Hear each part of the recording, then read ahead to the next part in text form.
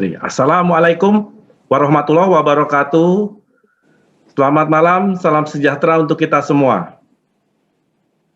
Para Sobat RM dimanapun Anda berada, selamat berjumpa kembali pada acara Fokus Group Discussion Rakyat Merdeka. Tamu istimewa kita malam ini, Bapak Budi Gunadi Sadikin, Menteri Kesehatan Republik Indonesia. Selamat malam Pak Budi, salam sehat. Selamat malam Mas Kiki, salam sehat juga Mas Kiki. Acara ini disiarkan secara langsung melalui semua jejaring media sosial Rakyat Merdeka dan RMTV. Di sini hadir para pimpinan Rakyat Merdeka, editor senior, dan wartawan senior. Kami semua di sini, Pak Menteri, ingin mengetahui apa-apa saja yang telah Pak Menkes lakukan selama hampir 3 pekan terakhir ini dalam upaya memutus mata rantai penularan COVID-19. Ada beban berat yang mesti Pak Menkes pikul, yaitu pertama, program vaksinasi yang tentunya harus sukses. Kedua, penambahan fasilitas kesehatan khususnya ruang rawat dan ICU yang diperkirakan akan sangat dibutuhkan dalam hari-hari dan pekan-pekan mendatang ini, khususnya panjang. Karena itu, sekali lagi kami mengucapkan selamat atas penunjukan Pak Budi menjadi Menteri Kesehatan. Tentunya kami akan terus mendukung dan mendoakan semoga selalu diberi kelancaran dalam menjalankan tugas-tugas yang tentu membutuhkan dukungan semua pihak. Artinya kami siap mendukung dan kami siap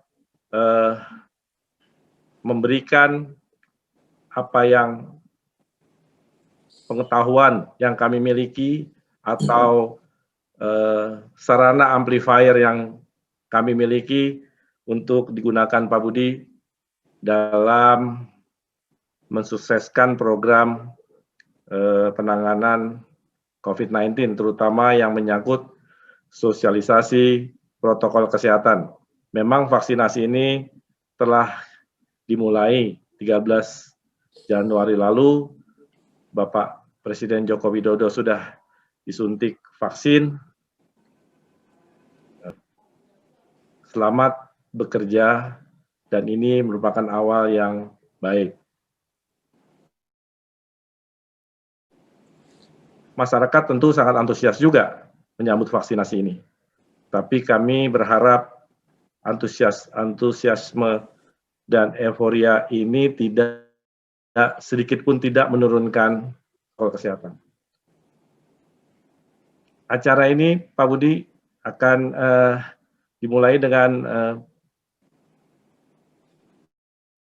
paparan Bapak mungkin sekitar 15 menit, yang kemudian akan dilanjutkan dengan diskusi dan tanya jawab. Silahkan Pak Budi. Terima kasih Mas Kiki, serta semuanya saya bisa share. Ya. Pertama, memang tugas dari Presiden melaksanakan program vaksinasi ini. Yang kedua adalah untuk bisa menyelesaikan pandemi ini. Itu dua tugas jangka pendek yang harus saya selesaikan dengan cepat. Memang ada juga tugas jangka menengah untuk melakukan transformasi sektor kesehatan. Tapi itu baru bisa kita lakukan kalau kita bisa menyelesaikan pandemi ini, dan salah satu langkah strategisnya adalah menjalankan program vaksinasi ini dengan sukses.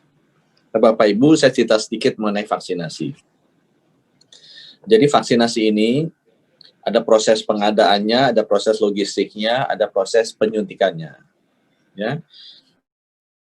Dari pengadaannya kita tahu kita membutuhkan sekitar 426 juta vaksin itu untuk memvaksinasi 181 juta orang. Ya, masing-masing 2 dosis, kemudian kita ada 15% cadangan. Vaksin-vaksinnya sudah kita secure, baik berupa yang sudah mendapatkan kepastian produksinya, tapi masih tergantung kita, apakah kita mau deliver atau tidak, itu totalnya ada 600-an juta lebih. Jadi sudah di atas kebutuhan kita yang 426. Ya.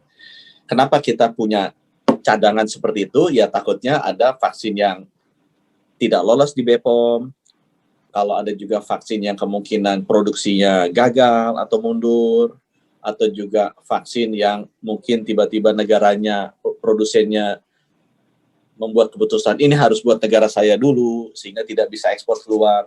Itu sebabnya kita membutuhkan cadangan vaksin, dan cadangan itu dalam bentuk opsi. Jadi komitmen produksi dan kita dapat, tapi delivery-nya dan pembayarannya kita yang menentukan. Nah, untuk pengadaan vaksin, kita udah tahu pemerintah mengadakannya dari Sinovac, Sinovac itu dari Cina, kemudian Novavax itu dari Amerika, Kanada, kemudian ada AstraZeneca itu dari Inggris, kemudian ada BioNTech Pfizer, ini perusahaan Jerman, kemudian yang didukung oleh Pfizer dari Amerika. Jadi kita juga ambil dari 4 produk, 4 jurisdiksi yang berbeda, supaya itu tadi, supaya resiko kalau satu negara gagal atau satu negara menutup keran ekspornya, kita masih bisa punya alternatif dari tempat yang lain, Itu yang dari sisi pengadaan vaksinnya. Dan diharapkan itu akan datang Januari sampai Maret tahun depan, 15 bulan. Tapi Bapak Presiden sudah memberikan arahan, bisa nggak dipercepat menjadi 12 bulan? Bisa nggak dipercepat menjadi 12 bulan? Nah, sesudah pengadaan vaksin, kita masuk ke logistik vaksin atau penyaluran vaksinnya. Ini tantangan yang besar sekali. Karena Indonesia biasanya ya sekitar 100 jutaan vaksin setahun kita distribusi, terutama untuk vaksin anak-anak, dan itu tidak bisa kita berhentikan karena vaksinasi itu kan harus tetap jalan. Sekarang harus ditambah 426 juta setahun juga. Ya, hampir 5 kali lipat dengan jumlah yang divaksinasi jauh lebih banyak. Nah, logistiknya itu sekarang kita memang lagi mati-matian memastikan bahwa logistiknya siap. Ya. Baik logistik di provinsi, logistik di Kabupaten Khodia, termasuk juga kesiapan di puskesmasnya. Dan yang lebih membuat logistiknya sedikit complicated, karena barangnya ada 4. Gitu ya. Jadi nggak mungkin Pak Kiki disuntik pertama pakai Sinovac, kedua pakai Novavax, nggak boleh. Jadi logistiknya itu masih benar-benar diatur mengikuti suntikan pertama dapatnya apa. Yang juga membuat jadi kompleks karena logistik ini 3 dari 4 vaksin itu antara 2-8 derajat Celcius. Ya, sedangkan 1 vaksin itu dari sisi logistik. Yang terakhir dari sisi vaksinasinya. Ya. Vaksinasi ini rencananya dilakukan, kita sudah mendaftar ada 22.000 titik. Rumah sakit, klinik, sama puskesmas. Tapi sesudah kita saring sampai saat ini, yang siap dari sisi fasilitasnya 13.400. Ya. Nah, 13.400 titik ini, kita sudah data juga, vaksinatornya, penyuntiknya ada sekitar 30.000. Ya. Hitung-hitungan kita, kalau sehari satu orang bisa nyuntik 30, 900.000 per hari, 27 juta sebulan, harusnya cukup lah. Dalam 8 bulan, 9 bulan selesai. Ya, jadi kita lihat ternyata critical issue-nya lebih ke ini ya, ke vaksinnya. Tapi tetap vaksinasinya itu kan membutuhkan orang banyak, cara menyuntiknya masih benar. Kalau untuk daerah-daerah remote juga mesti dipastikan vaksinnya tidak rusak, itu kompleksitasnya juga ada. Itu dari sisi vaksin. Nah, yang saya mau jelaskan ke teman-teman adalah vaksin itu adalah salah satu gitu ya, strategi utama untuk mengatasi pandemi. Jadi saya geser nih ke topik kedua. Bagaimana kita mengatasi pandemi. Vaksin adalah salah satu strategi utama. Tapi WHO sendiri bilang strategi utamanya nggak hanya vaksin. Strategi utamanya tuh ada, yang pertama adalah diagnostik, istilah mereka. testing, tracing itu ada di sana, isolasi. Strategi kedua adalah therapeutics, ini adalah perawatan kalau yang sakit masuk rumah sakit.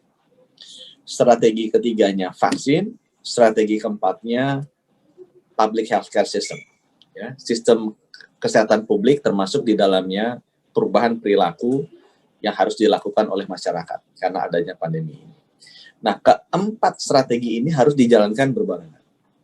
Jadi ini penting, saya ingin sampaikan ke teman-teman sekalian bahwa vaksinasi adalah salah satu strategi utama, tapi kita tidak boleh melupakan 4 hal lainnya tadi. Ya, yang pertama, perubahan perilaku atau perilaku sesuai protokol kesehatan, pakai masker, cuci tangan, jaga jarak. Gitu ya. Kemudian yang kedua, memang strategi mekanisme testing, tracing, sama isolasinya tetap masih jalan. Dan kita mesti mempersiapkan rumah sakit kita, obat-obatan kita, kalau ada orang yang terkena dan harus masuk ke rumah sakit. Nah, saya berhenti dulu ke sini, Pak Kiki, sebagai pengantar. Mungkin akan lebih menarik kalau kita bisa interaktif tanya-jawab. Terima kasih, Pak Kiki. Terima kasih, Pak Menteri. Di sini ada beberapa penanya. Tentu dari penjelasan Pak Budi ini, kami nanti ingin mendapatkan sesuatu yang tentu bermanfaat bagi kami dan juga bermanfaat bagi masyarakat dan Sobat RM. Penanya pertama, silakan Mbak Ratna. Terima kasih Pak Kiki. Selamat malam Pak Menteri.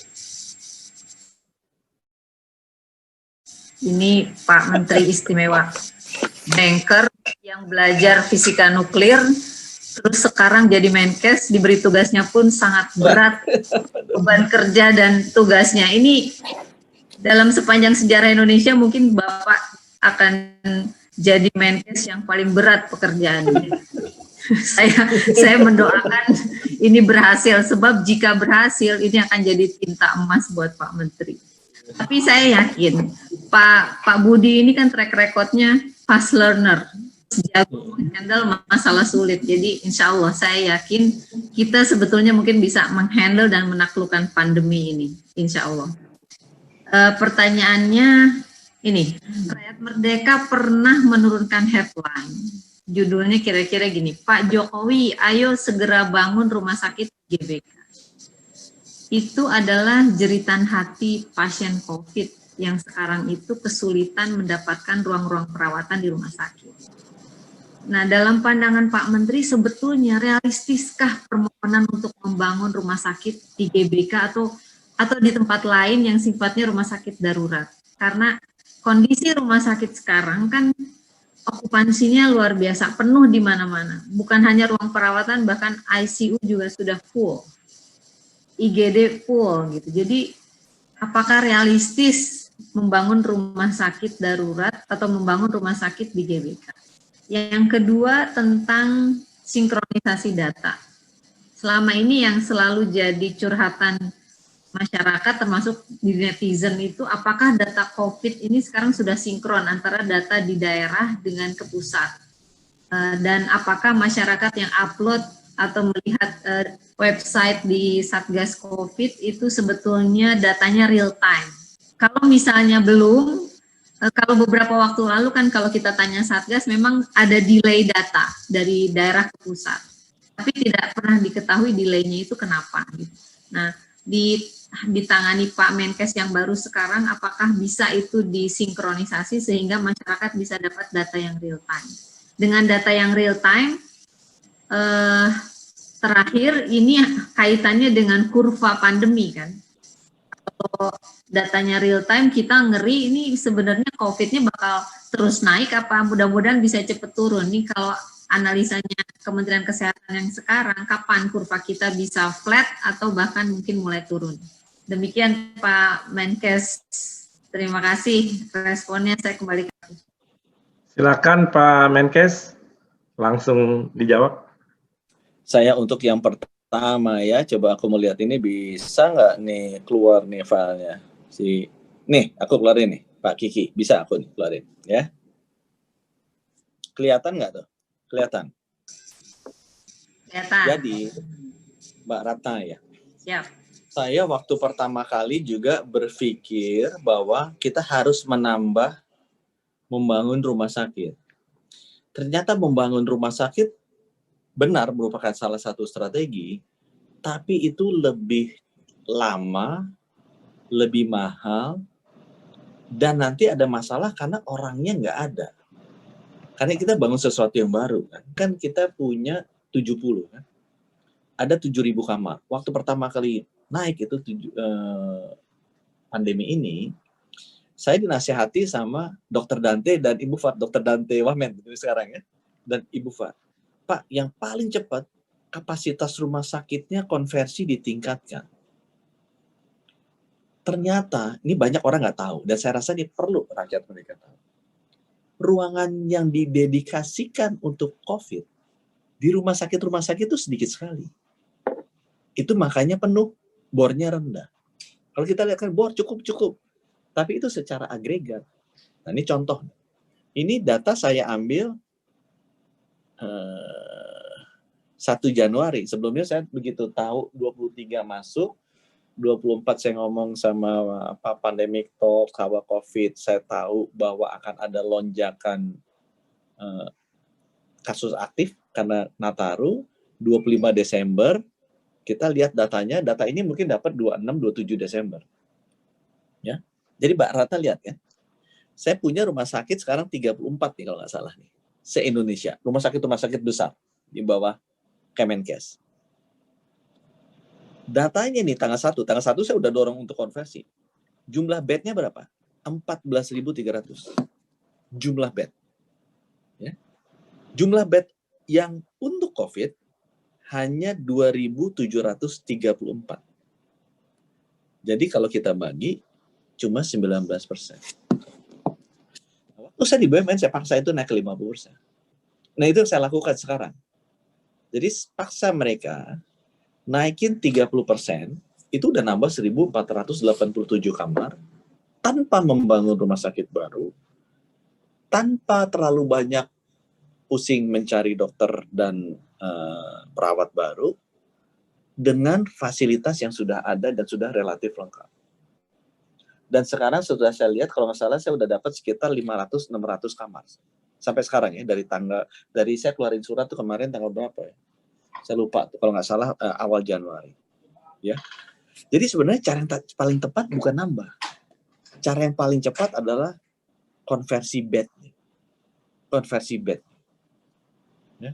Dan kalau kita lihat setiap liburan panjang naiknya 30-40%, kita hanya perlu naikinnya 40%. Temporarily ya. Nanti insya Allah kalau bisa turun lagi, kita turun lagi. Bednya jadi konversi bed biasa, bukan bed COVID. Itu menjawab pertanyaan yang pertama ya. Jadi ini yang sekarang kita lakukan di RSUD, rumah sakit swasta, aku minta tambah bed COVID-nya. Jadi nggak berat, nggak capex-nya nggak berat, ini juga nggak berat. Saya lupa. Yang kedua tanya apa yang Mbak Ratna ya, sampai tadi kepanjangan. Yang kedua, sinkronisasi data. Oh, sinkronisasi data itu PR saya yang sangat besar. Nah, cuma saya mesti minta maaf ke pemirsa juga nih ya. Sekarang kebanyakan yang ada di piring. Ini kerjanya 3 minggu, tapi kalau dipotong libur harusnya kerja 2 minggu. Tapi kita kerja udah 3 minggu. 3 minggu nggak ada hari libur, 24, 25, 26, 27, 30, 31, terus kerja. Jadi saya yang pertama memang mempersiapkan vaksinasi. Itu kan banyak isunya, masalah data, pengiriman, negosiasi, segala macam. Vaksinasi baru akan mulai, saya udah lihat ini, dan ini kan urusan nyawa nih. Karena saya udah tahu ini kan dari akhir Desember. Saya udah tahu nih, minggu kedua Januari meledak. Jadi kita mati-matian nyiapin rumah sakit, obatnya, dokternya, perawatnya. Itu banyak yang udah kita lakukan, relaksasi aturan-aturan tuh. Ya. Nah sekarang memang yang data itu belum kesentuh. Tapi saya tahu sekali data itu masalah. Dan kita udah ngomong beberapa kali. Saya udah ngomong sama anak-anak yang punya apa tuh LSM itu kan, apa ini social society apa organisasi sosial itu, ya, civil society itu. Ya saya udah ngomong semua. Saya udah bicara. Kesimpulan saya itu harusnya bisa. ya belum selesai aja, belum sempat kebanggaan masalah data. Tapi saya tahu itu harusnya bisa. Itu hanya masalah ego aja kok, hanya masalah ego. Dan sekarang saya udah mulai. Jadi di Kemenkes kemarin saya udah tanda tangan tuh sama Pak Joni Plate ya. Nggak ada beli server baru apa baru. Udah pakai punya Telkom yang disimpan di Kominfo. Kepemilikan data milik saya, legally, karena itu by law. Tapi kan tempatnya saya bisa taruh di tempat orang lain. Sama kayak kita Facebook. Facebook datanya punya di cloud di Google. Kalau mereka ngambil, mereka melanggar hukum, melanggar undang-undang, dan kita bisa sue mereka. Jadi itunya sudah diatur demikian. Dan ngapain kita yang ngeran IT shop-nya gitu kan, data center-nya pasti lebih jago orang Kominfo dan Telkom yang udah tier 4, tier 5 mungkin data center-nya. Kita kan data center-nya masih sangat kuno gitu dibandingkan data center mereka. Jadi itu udah saya lakukan. Kemarin sudah tanda tangan dengan Menteri Kominfo. Yang ketiga apa Mbak Ratna tadi? Pertanyaan satu lagi. Yang terakhir? Kurva. Tentang kurva. Gimana caranya? Ini kapan di ujungnya? Kalau itu dengan segala kerendahan hati aku tanya, aku tidak tahu atau aku belum tahu. Kenapa aku belum tahu? Karena data testing sama tracingnya kita belum benar. Kita nggak akan mungkin bisa prediksi kalau data testing tracingnya nggak benar. Itu satu. Yang kedua, ternyata semua prediksi epidemiolog itu salah. Gitu kan. Jadi kalau kita lihat epidemiolog bilang kan, oh nanti di flattening the curve Singapura bagus. Tahu-tahu ada wave 2 aja. Ya. Karena orang nggak tahu ini behavior virus ini baru sekali. Orang udah bilang udah flattening the curve si Italia sampai ini. Naik lagi sekarang kan. Ini Cina udah selesai. Naik lagi kan kemarin di Cina outbreak lagi. Jadi saya bilang terus terang agak terlampau dini kalau kita forecast ke depan. Saya sih lebih baik udahlah konservatif aja, kita ambil yang konservatif, terus-terusan menjaga disiplin protokol kesehatan. Nah, mudah-mudahan menjawab Mbak Ratna. Terima kasih Pak Budi. Sebelum berlanjut ke penanya berikutnya, mungkin saya sedikit akan memberikan masukan. Jadi kalau kita lihat bahwa sekarang ini kan testing memang harus terus diperbanyak. Apakah memang sudah ada riset yang menyatakan bahwa ada varian virus yang tidak terdeteksi oleh mesin PCR biasa. Tapi tentunya Kemenkes punya mesin-mesin yang canggih yang bisa mendetek varian-varian baru. Karena di beberapa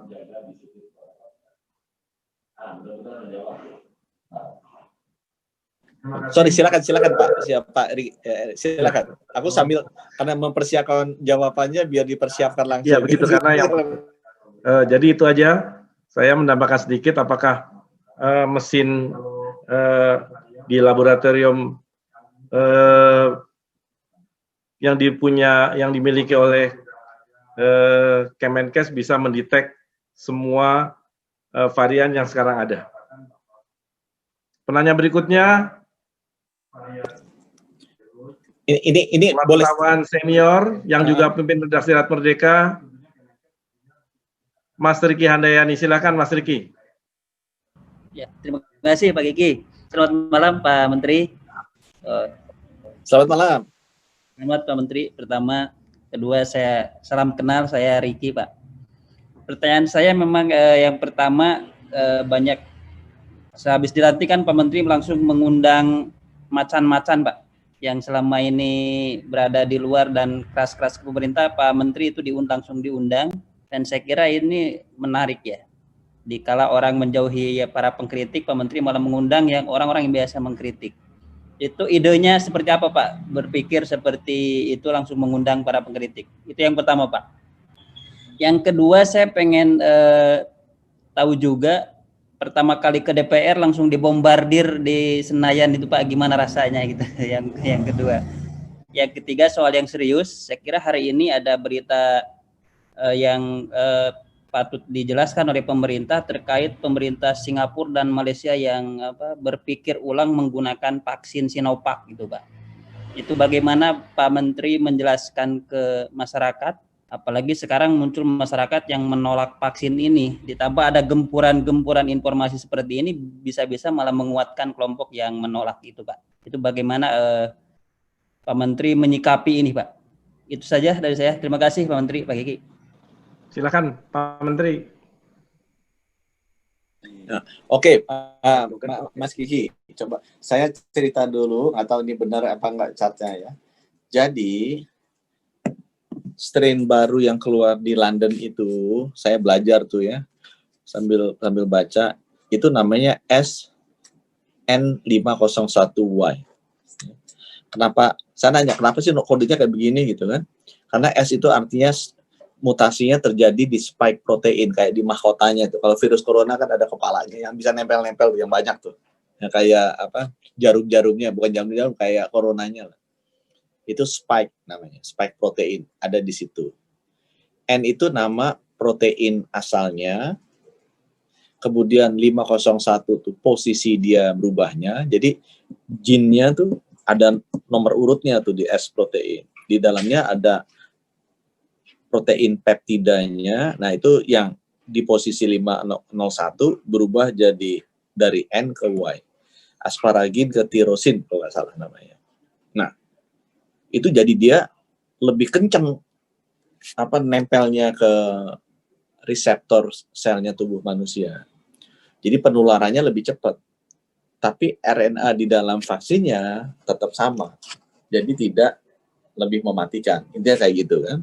Nah sekarang isunya Indonesia udah ada belum? Jawabannya belum tahu. Kenapa? Karena waktu itu kita nggak pernah, kalau udah ada. Kita tidak pernah bisa mendeteksi atau melakukan program yang rutin untuk mendeteksi ini.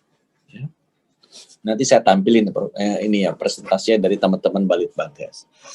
Ini kayak Intel aja, kayak kita musuh masuk tuh teroris, kita bisa jaga itunya kan, tahu nih terorisnya masuk nih ada di Jakarta nih, udah. Tapi kemudian masuk lagi nggak yang lain? Ah kita nggak tahu, karena kita nggak punya counter intelligence officer, gitu kan. Cuma sekarang musuhnya nih bukan tentara, bukan teroris, tapi musuhnya virus.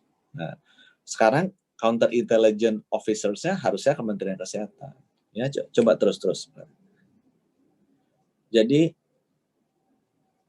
ini adalah genom, jadi virus-virus tipe-tipe yang sudah disequence di seluruh Indonesia. Coba mundur satu tadi lah. Yang bisa melakukan testing, yang bisa menjadi intel, itu adalah 12 institusi. Yang bisa ngetes apakah virus ini sudah ada apa enggak. Terus.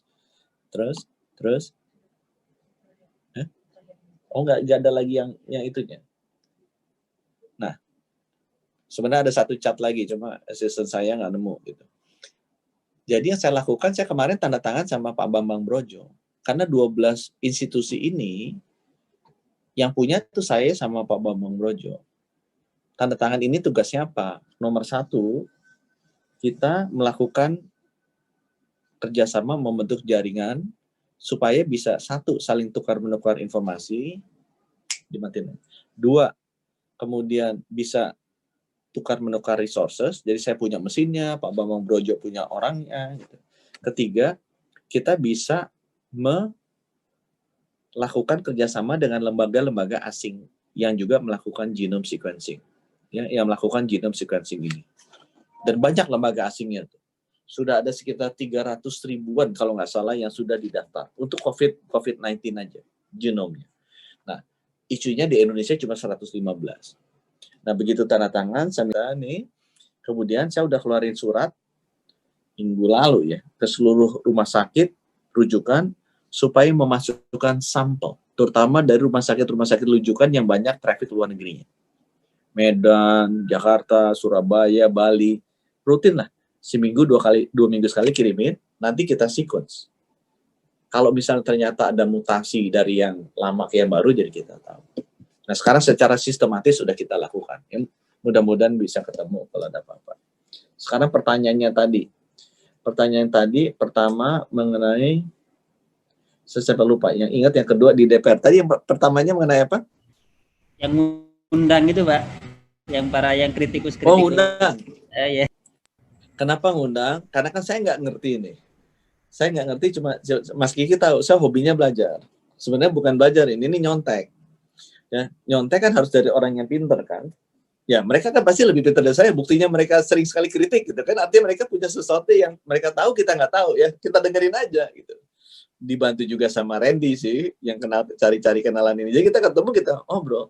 Dan to my surprise, teman-teman ya, apa yang saya dapetin, saya tadi share itu dari Pandemic Talks yang bilang bahwa Pak Menteri hati-hati ya, gitu kan. Dengan gaya mereka kan anak muda kan, kadang-kadang ngasih tahu, kadang-kadang ngancem gitu kan. Mereka bilangnya begini, ini nih pengalaman kita setiap kali libur pasti naik 30-40% kasusnya. Itu dari mereka terus terang. Dia tunjukin kan datanya, kita lihat, wih bener juga. Jadi ini Pak, ini libur Nataru ini naik 40%. Padahal sekarang base-nya udah tinggi. Dulu naik, base-nya masih rendah. Sekarang base-nya udah tinggi, naik 40%. Panik aku. Udah, dari situ saya udah brief tuh ke Bapak Presiden, ke menteri-menteri lain. Jadi sejak meeting sebelum tahun baru udah tahu gitu. Dan kita udah persiapkan, nambah ruangan, nambah bed, nambah dokter, nambah perawat, itu udah kita siapin sebelum minggu kedua, minggu ketiga. Sekarang. Jadi sekarang naiknya luar biasa, bayangin aja. Kita November itu 50.000 kasus aktif. Sekarang nggak tahu Pak Kiki, aku tiap hari dikirimin. Mungkin udah 130.000. Atau mungkin 140.000 tuh. Rakyat Merdeka kan punya tuh kasus aktif. Itu mereka yang masuk rumah sakit itu 30%-nya. Jadi bayangin, November tuh, sebelum libur 30% dari 50.000 kan cuma 15.000. Itu tuh 42.000. Jadi orang yang masuk rumah sakit dari 15.000 naik ke 42.000. Itu 250%. Ngeri kan? Nah, itu yang sebenarnya kita tahu dari mereka. Ini terus terang aja, jujur aja, bukannya dari siapa-siapa tuh, dari mereka. Mereka nganalisa, mereka tunjukin. Sehingga dengan demikian saya masih terima kasih ke mereka. Kalau enggak, saya akan bikin kebijakan yang salah. Atau kebijakan yang telat. Ya.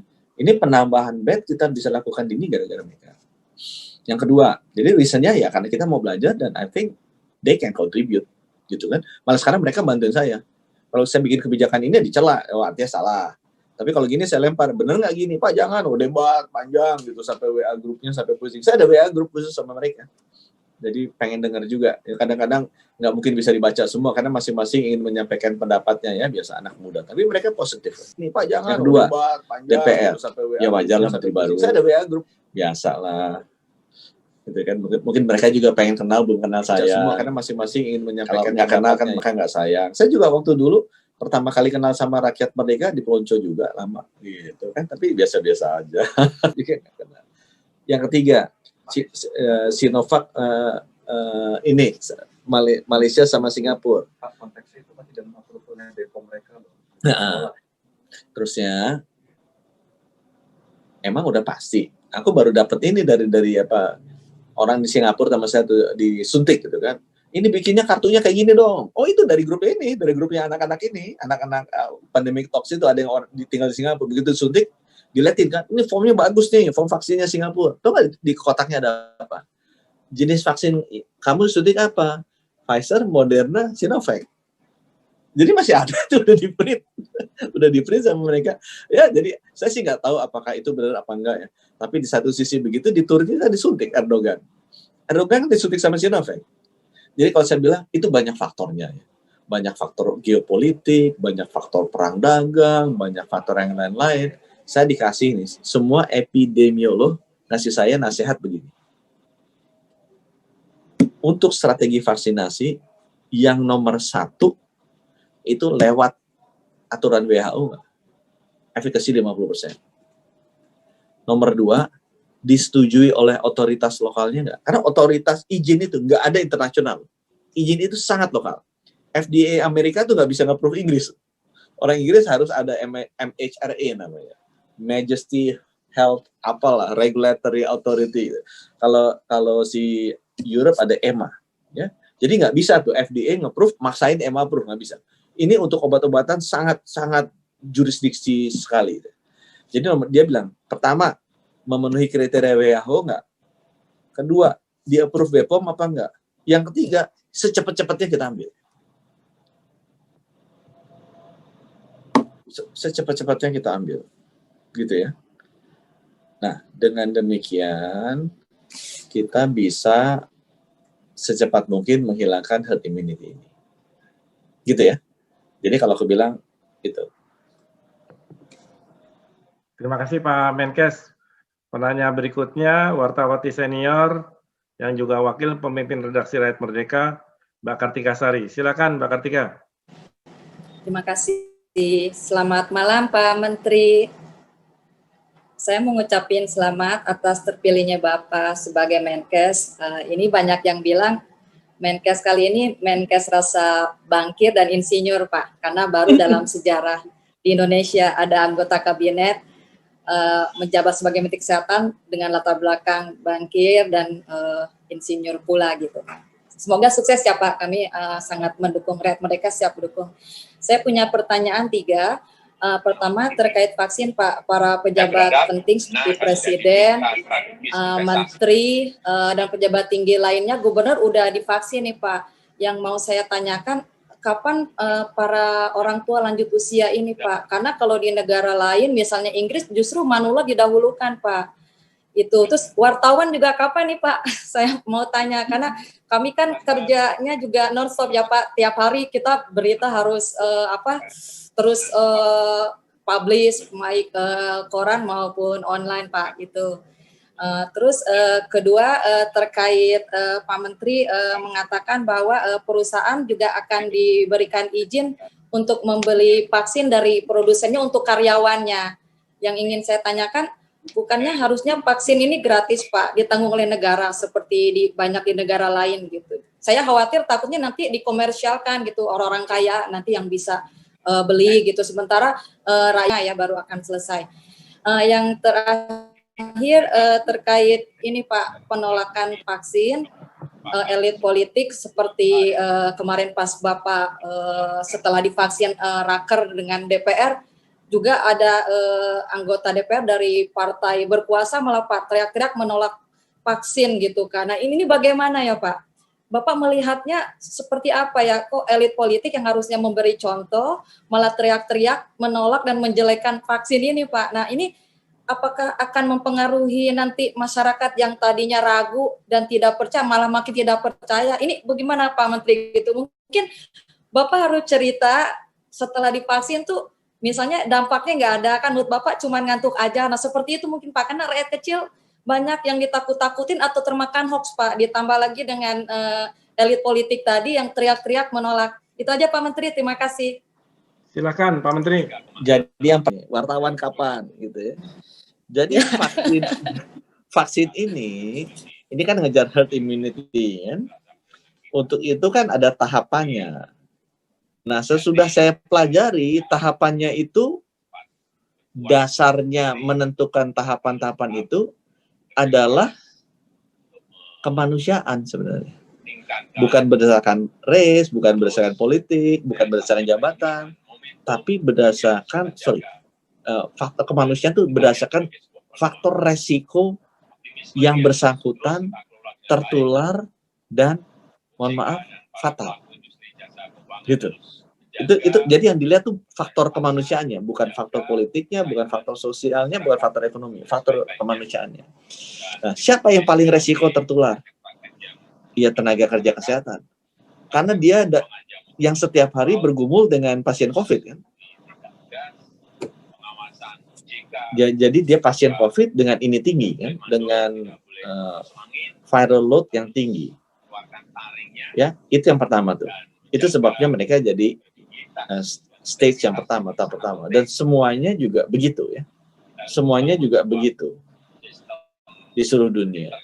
Nah, stage kedua yang di dunia, siapa yang kemudian berisiko tinggi sesudah tenaga kesehatan? Emang orang tua. Jadi di dunia lain, orang tua yang disuntik tahap berikutnya. Kenapa di kita enggak? Karena di kita vaksin buat orang tuanya belum datang. Gitu kan? Karena yang Sinovac ini baru 18 sampai 59. Yang bisa buat usia di atas 60 itu yang Pfizer sama AstraZeneca. Hitungan kita baru datang bulan April Mei. Jadi kalau Januari Februari kita bisa nakes, Maret Aprilnya jadi dinaikin itu yang public worker. Public worker adalah orang-orang yang memang kerjaannya harus bertemu dengan banyak orang. Gitu ya. TNI, Polri, Gojek. Nah, nanti bisa debat-debat. Wartawan ketemu banyak orang nggak? Kalau wartawannya interviewnya pakai webinar, enggak. Kalau wartawannya jalan-jalan, iya, gitu kan. Nanti rame juga. Mana wartawannya? Kalau interviewnya lewat Zoom, mana yang nggak lewat Zoom, gitu kan. Tapi semua profesi yang memang tugasnya bertemu dengan orang itu masuk tahap ketiga. Masuk tahap ketiga. Masuk tahap ketiga sesudah usia lanjut. Tapi karena di Indonesia dia naik duluan. Itu harusnya mulai di bulan Maret April. Ya. Jadi nanti kalau teman-teman wartawan nanti kita sedang finalisasi nih, tapi kita dengarkanlah ininya ya. Suara apa yang storing? Itu suaranya karena saya lagi 2 Vicon nih, satu lagi sama Bapak Presiden di OJK gitu ya. Jadi aku satu pertanyaan terakhir ya. Pertanyaan terakhir adalah menanyakan mengenai apa ya? Oh, elit politik. Elit politiknya kenapa begini? Ini kan ya orang kan bisa punya pendapat beda-beda. Saya cuma bilang ini ke teman-teman di DPR. Vaksin itu banyak orang berpikir bahwa vaksin itu buat melindungi diri kita. Banyak tuh orang pikirannya gitu. Ya. Pasti pengen divaksin dong cepet. Biar apa? Biar kita aman. Nggak kena COVID. Gitu ya. Padahal intinya program vaksinasi bukan itu. Isi program vaksinasi kan mengejar herd immunity. Ya. Supaya vaksinnya tidak menular atau penularannya diredam sehingga curve-nya flattening. Jadi vaksin itu bukan hanya untuk melindungi diri kita tuh. Vaksin itu juga untuk melindungi keluarga kita, melindungi tetangga-tetangga kita, melindungi seluruh rakyat Indonesia, dan melindungi umat manusia sedunia. Jadi tanggung jawab sosialnya jauh lebih besar dibandingkan tanggung jawab atau hak individunya. Itu filosofi vaksin yang mesti dijelaskan ke publik. Kalau misalnya ada individu begitu merasa tinggi sekali hak individunya, tidak mau divaksin, dia harus sadar tuh. Apa yang dia lakukan bisa membuat herd immunity itu tidak tercapai, sehingga 7,8 miliar orang di dunia dikurangi dia, gagal mencapai herd immunity karena dia. Itu dia mesti sadar. Vaksin ini tanggung jawab sosialnya, peran sosialnya jauh lebih tinggi daripada hak individunya. Itu sebabnya kenapa dinamakan program vaksinasi. Nah, itu saya sampaikan ke teman-teman di politisi. Ya mudah-mudahan balik lagi, mudah-mudahanlah mereka sebagai wakil rakyat yang berpikir bekerja demi kepentingan rakyat terketuk hatinya. Bahwa vaksinasi itu bukan hanya untuk diri kita sendiri atau keluarga kita, ya, dan bilang kan saya nggak mau keluarga ini. Tapi untuk rakyat yang memilih kita. Nah, berhenti di situ.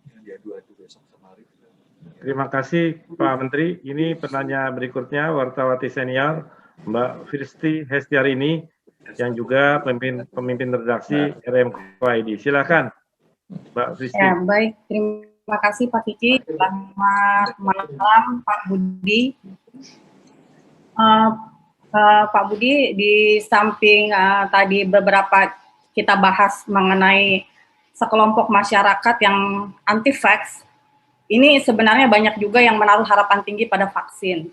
Bahkan mereka larut dalam euforia seperti yang terjadi kemarin-kemarin ini, selebritis yang habis divaksin, kemudian langsung berkerumun. Jadi kayaknya euforia banget bahwa itu mereka bisa memiliki kekebalan tubuh yang ekstra setelah vaksin.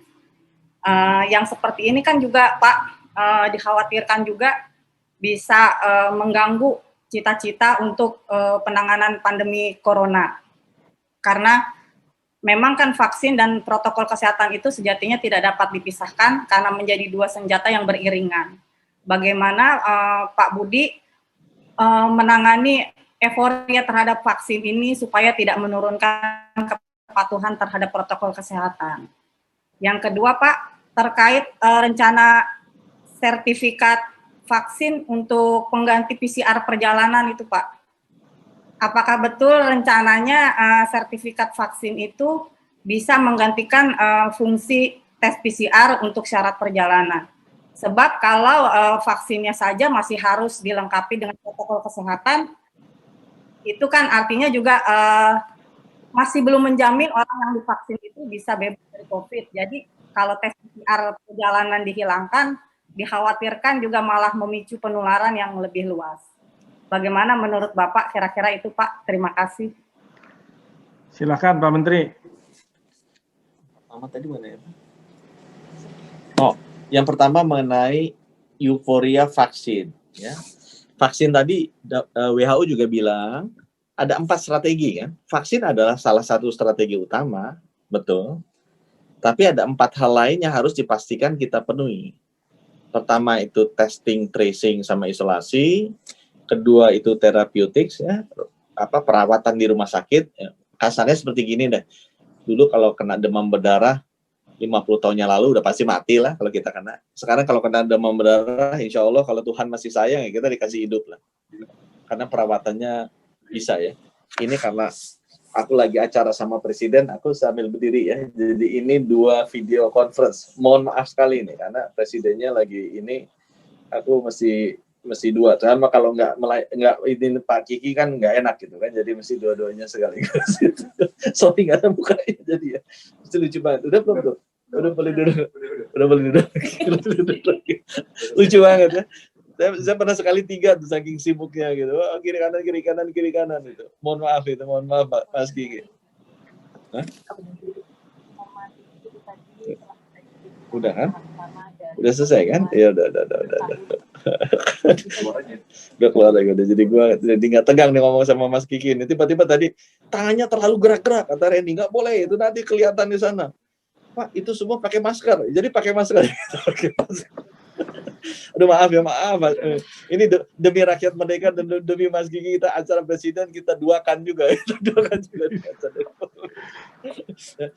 Jadi tadi sampai mana tuh sampai lupa. Oh.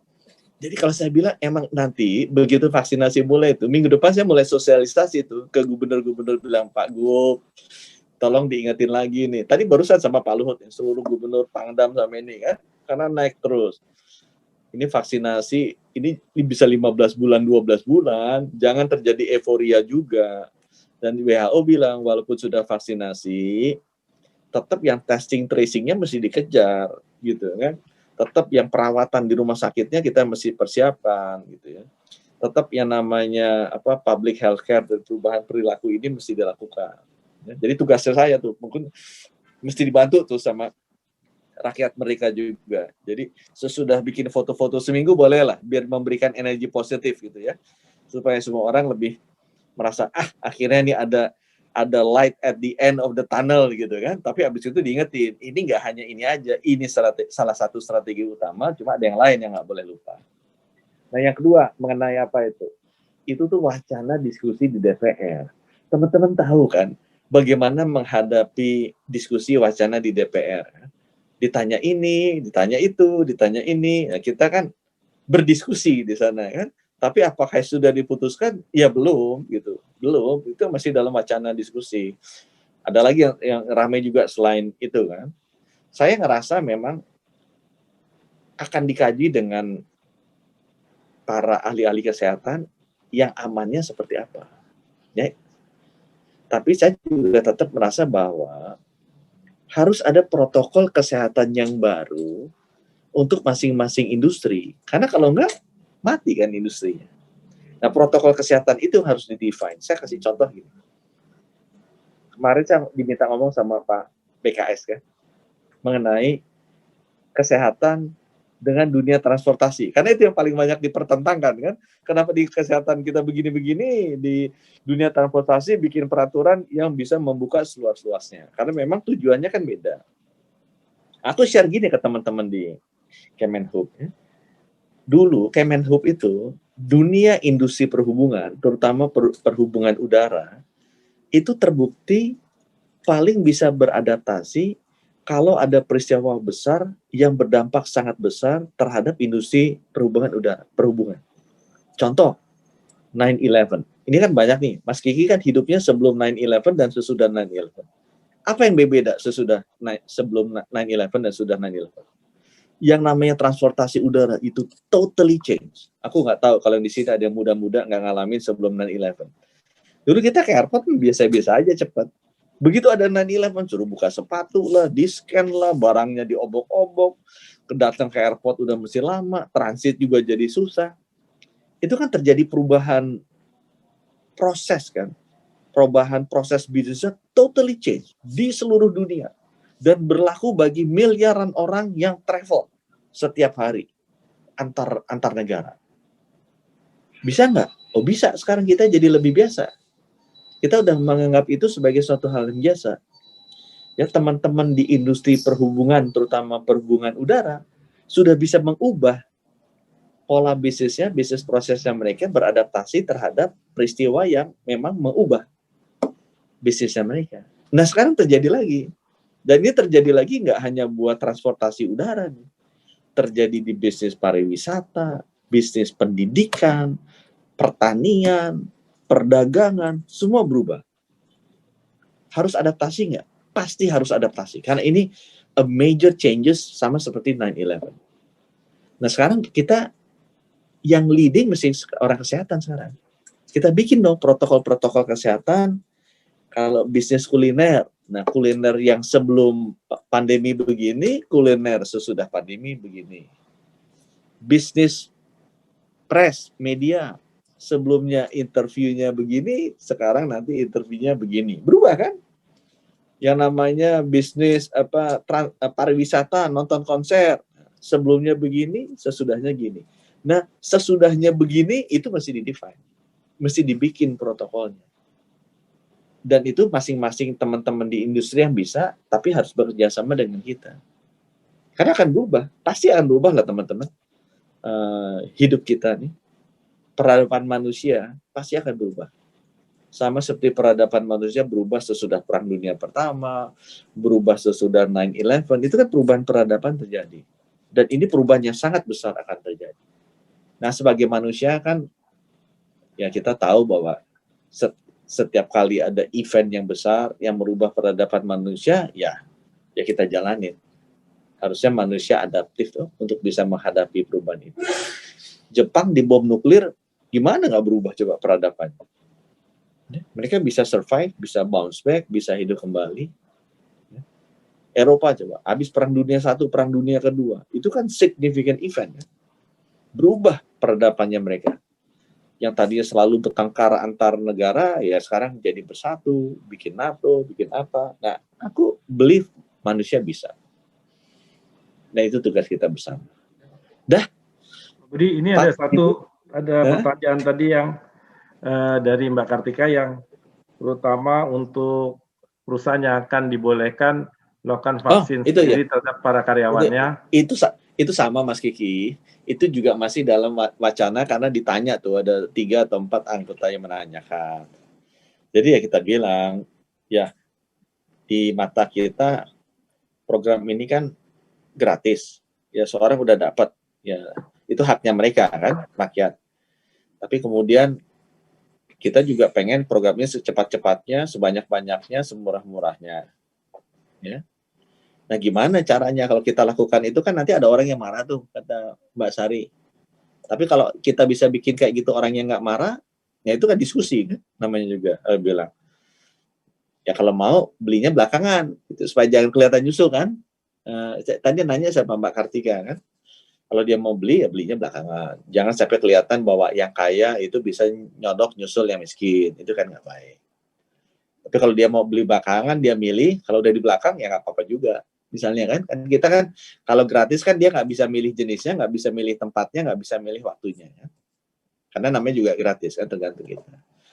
Nah selama dia tidak kehilangan haknya, tetap dia berhak untuk gratis, tapi juga tidak membuat impresi bahwa orang kaya bisa nyusul yang miskin, ya itu wacana itu kita bisa diskusikan. Ya tapi belum ada keputusan sama sekali. Itu diskusi di DPR karena ditanya aja oleh mereka, ya kita mesti jawab. Mas Kiki, mesti pindah ke ruangan berikutnya. Kalau ini nggak bisa disambi nih Mas Kiki, karena aku yang mimpin. Boleh pamit nggak? Oh, Pak Kikinya kemana nih? Hilang. Mas Kikinya hilang. Putus. Oke, kalau gitu saya aja yang ngambil alih nih. Diwakilin sama Kebetulan Mbak juga Ratna. waktunya sudah hampir habis, Pak Menteri. Mungkin terakhir nih closing statement aja dari Pak Menteri. Silakan Pak Menteri. Jadi saya terima kasih ke Rakyat Merdeka, karena Rakyat Merdeka adalah media yang terus-menerus mendukung pemerintah dalam mengatasi pandemi ini. Ya. Saya udah bilang bahwa pandemi ini terlalu besar untuk saya kerjakan sendiri, atasi sendiri. Ini hanya bisa diselesaikan bersama-sama. Ya. Pandemi ini terlalu besar untuk Kementerian Kesehatan secara eksklusif mengatasinya, tapi harus inklusif itu ya. Pemda itu harus sama-sama kita beresinya. Dan ini adalah terlalu besar untuk diselesaikan dengan program-program pemerintah saja, tapi harus jadi gerakan dari seluruh komponen masyarakat bersama-sama. Nah, tugas saya adalah memastikan komunikasi dan rasa percaya itu bisa dibangun antara semua komponen bangsa ini dengan pemerintah, karena hanya dengan kondisi itu kita bersama-sama mewujudkan suatu gerakan untuk mengalahkan pandemi COVID ini, cara yang bisa membuat kita menang. Begitu Bu Ratna, Mas Kiki sudah kembali. Terima kasih. Terima kasih Pak Menteri. Terima kasih, Saya Pak. kembalikan penutupnya ke Pak Kiki. Terima kasih Pak Menteri. Kami diberi kesempatan untuk bisa berdiskusi dengan Pak Menteri. Tentu ini akan sangat bermanfaat bagi kami dan juga para sobat RM. Karena ini adalah tugas kita semua, yaitu sama-sama kita bergandeng tangan untuk memutus mata rantai penularan COVID-19. Vaksinasi telah kita lakukan, tapi protokol kesehatan juga harus dijalankan secara ketat. Tanpa keduanya berjalan beriringan secara paralel, penularan virus corona tidak akan bisa diputus dalam waktu lebih cepat. Kita berharap mungkin awal tahun depan sudah selesailah pandemi ini, karena kalau terlalu lama semua nanti akan juga lelah. Karena itu kita di samping berkarya, berusaha, bekerja, kita juga harus selalu berdoa mudah-mudahan pandemi ini bisa selesai lebih cepat. Sekali lagi para Sobat RM, terima kasih telah menyaksikan acara FGD malam ini. Semoga bermanfaat buat kita semua. Pak Budi, terima kasih. Wassalamualaikum warahmatullahi wabarakatuh. Waalaikumsalam. Terima kasih Pak Menteri, salam sehat.